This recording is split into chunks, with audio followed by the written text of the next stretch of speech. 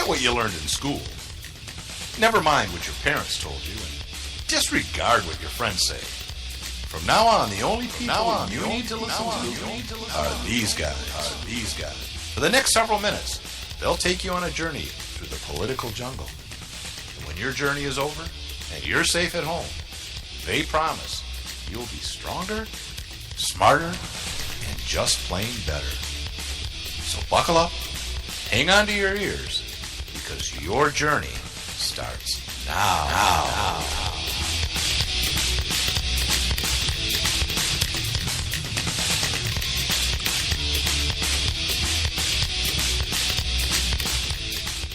I want you to listen to me. I'm going to say this again. I did not have sexual relations with that woman, Miss Lewinsky. But I did. Oh, okay. I thought it was a little funny. Welcome to the Ed Odd Show. I'm Brian, and Nate's over there on Facebook looking at his little device. What are you doing? Oh, it's a picture of me. You always keep a picture of me on your phone? That's sweet. It's, what? Yeah, I do, so the police can identify the suspects. I'm sending it to you as a great picture. We have a lot of things missing, officer, and I want you to check this guy out first right here. Yep. And he says, we already have his picture. Yeah. We know who Don't he worry. is. Yeah, today's Thursday. It's July 27th. Man, it's almost the end of July. We'll be back, and we'll be in August, the month of my birth. Wow. So August 27th, 2017. You were born in August? August. Okay. Or not 27th. This is July 27th. Oh, boy. August 9th, if anybody cares. We're in the Freedom Studios. We're on the 15th floor of the Patriot Towers in Liberty City. Where at, Nate?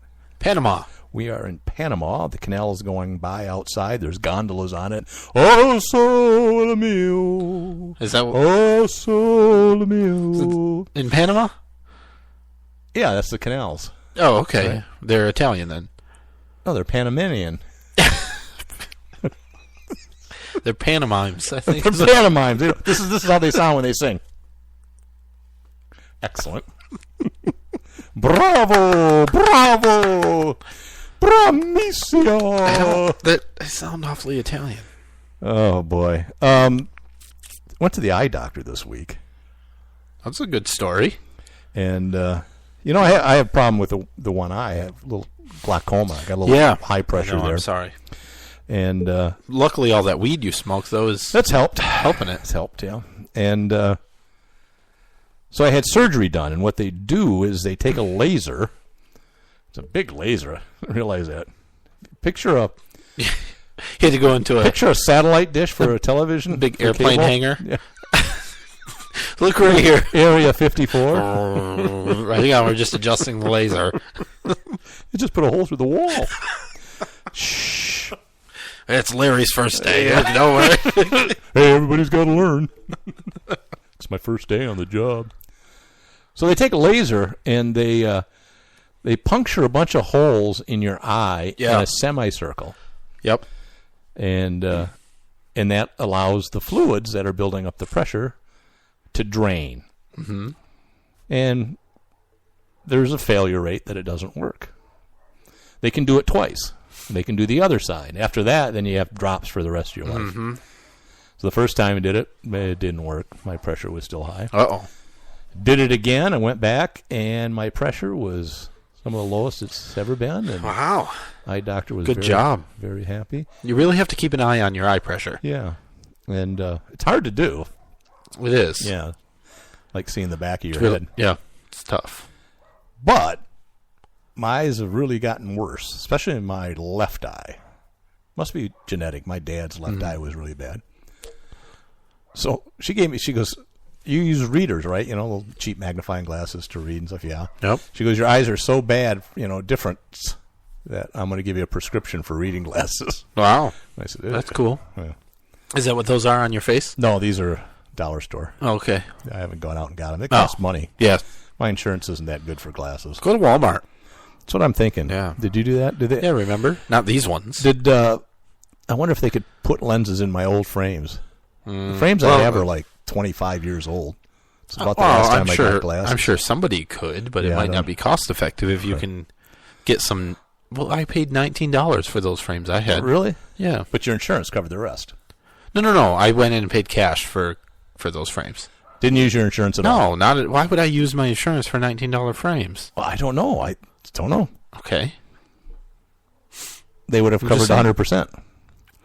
My insurance Maybe, covers, but then when I went, pay like $30 so for frames. Here's a thing. I'm not like, I have nothing against $19 frames, but they weren't the frames that I wanted to be wearing. They were just there in a pinch. Oh, they were, yeah. But what I'm saying is you can get $19 frames at Walmart. That's all I care about. Okay, there you go. But can you get bifocals? Yes. You can get the frames. But They're the frames. I'm what saying the lens frames cost? only. I didn't buy lenses. I had my lenses put in those frames because they fit. Oh. But I'm saying you you could didn't tell pick me any that. of the frames you wanted. See, I don't need frame. I have a frame. I need lenses. So you're not helping me at all. Well, they can do your lenses too, but I'm saying they? you were asking if they could put lenses in an old frame. I don't know. Probably not. Let's move on. This is not the Thursday night eye care show with Nate and Brian. Call in with your questions about retinas and optic nerves. Well, my optic nerve looked good. They did a inside my eyeball picture. Although I will tell you, I have a good friend that works in the optometry center at Walmart. Ooh! So I could ask them if they could get lenses put in your old frames. Probably not. I'm not going to ask, but I could. I'll tell you how good my eye doctor was. I said, I'm having trouble seeing. So she had me face the window, and she opened the curtain, and she goes, what's that big bright light up there? And I said, that's the sun. She goes, your eyes are fine. That sun's 93 million miles away. How good do you want Did your she eyes? really? Because that's hilarious. I hope she did. No, she didn't. Her office doesn't have any windows. I don't know. She also wears all black and has fangs. So I don't know. Dude, come outside. Let me show you something. Oh, no, I can't go out there. I always wondered why I have an appointment at 11:30 at night. So, But, she's a nice-looking woman, so I put up with her Okay. biting my neck. All right, let's move on. I've had enough about your eye care. Well, this is sad. It's old news, but the Justine Damond, the Australian woman that was killed by a Minneapolis police officer. Oh, yeah. I guess 2 signs showed up on the streets in Minneapolis, and they said, let's see what it says here. They're orange street signs. They look very real, whoever made them. I don't think they're put out by the city, but the city had no comment. It says, warning, Twin Cities police easily startled, and it has a police officer shooting his guns off in the air. That's not funny. It appeared in 2 different places within the city. But it seems like maybe it's true, right? Because, the story that I heard, because you told me a couple minutes ago, is she walked up to the police car and, tapped on it? They said something? she, slapped the cars. Oh. Well, then maybe she deserved to be killed. I'm not sure if that's true, but I have a feeling, some people come up behind a car so they don't startle you. They'll kind of, tap on it. They just don't want to pop up the side of the window. That's how you get cop. That's how you get That's shot. how you get shot. She should have just climbed in the back, I guess. She should have. Or she should have stayed in her home. But we're blaming the victim there. Right. Well, no, so there is a moral of the story. Yeah. Don't call the cops. Don't call the cops unless it's literally your last resort. Right. Because the chances are, if there's anything happening actively, they're not going to be there to stop it anyway. Right. And they can exacerbate the situation. Story after story after story. Either the person that called the police gets shot, or a mom calls to help with their teenage son, and then the teenage son gets shot, or somebody the dog gets shot, or people get arrested and go to prison, or you called the police, but that you forgot that you had a little tiny bit of marijuana, right? And you go to prison. They shoot your dog again. Ugh. They come back the next day and shoot it again. Have I ever mentioned how much that pisses me off? Yes. You are really sensitive to that. Yeah. You like dogs. I do like dogs. I had your dogs all over me earlier in the day. Those poor things. Yeah. Yeah, that one looked like it was hurting real bad. She was right up in my face going, I love you. They did it. There was a squirrel that fell out of a tree outside and died. It was really? sad. They did the same thing to that dead squirrel. They loved it? Whatever. I don't know what that says about you. They know. How long ago was that? Those dogs, They kissed me. Don't French kiss my dogs. Ugh. Well, now you tell me. Won't do that anymore. Here's a good one. Since we like to talk about the government, you want to talk about the government a little bit? I do. This is Michigan again, but this sort of thing happens all over the place. So there's a specific case, but then there's a bigger point to be made about this. The good news is the Michigan Court of Appeals just recently, like 8 days ago or something, they ruled against the Michigan State Unemployment Insurance Agency in favor of Suzanne Lawrence in a dispute over, what would you think, $10,000, $20,000? Million is what the state would sue for. No, $158. Okay. And this went to a court of appeals. Right. So they pushed it that far, $158. The agency was claiming that it was wrongly paid to her in 2015 and she needed to pay it back. She said, no, that's not true. And for some reason, and I give her some credit for this, she stood her ground. It cost her $15,000 in legal expenses, yeah. But she stood her ground, went through the initial court, went to the Court of Appeals, and she won. But, I mean, when the state spends so much money, because they have unlimited funds, right?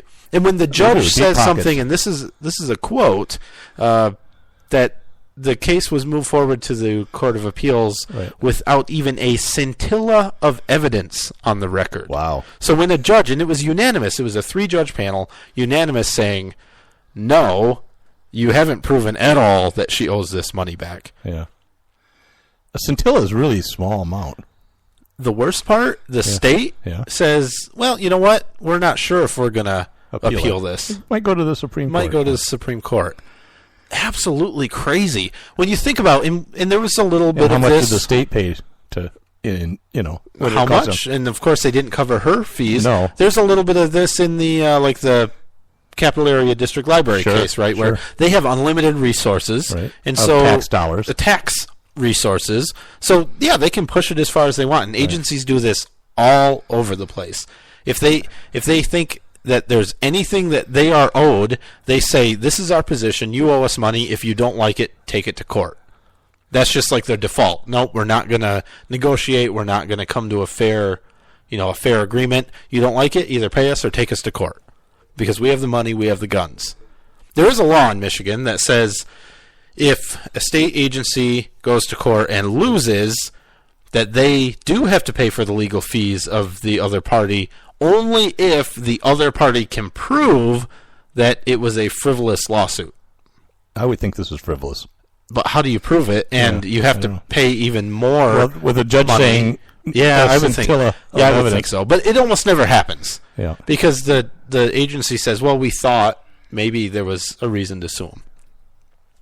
There is a bill, though, or a couple of bills, sponsored by Senator Casperson and Robertson in Michigan, which would be good. It basically clears it up and says if an agency loses a lawsuit against somebody, they have to pay the court fees. Because really, it's not fair that you as a citizen have to spend that money. Have to spend so much money just to prove that you're right. And then once you are proven right, you're still out all that money. Right.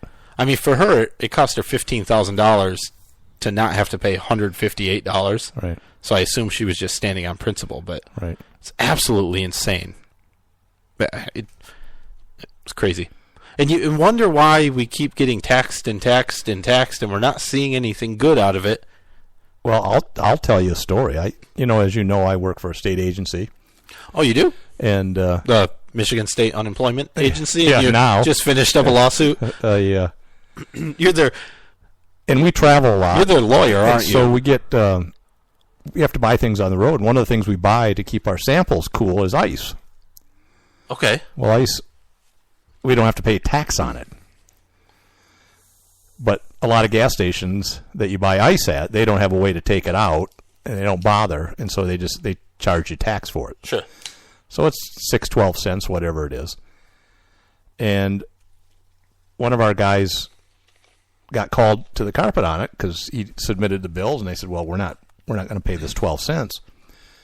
You have to drive back up 4 hours, being paid in a state vehicle, paid salary, and get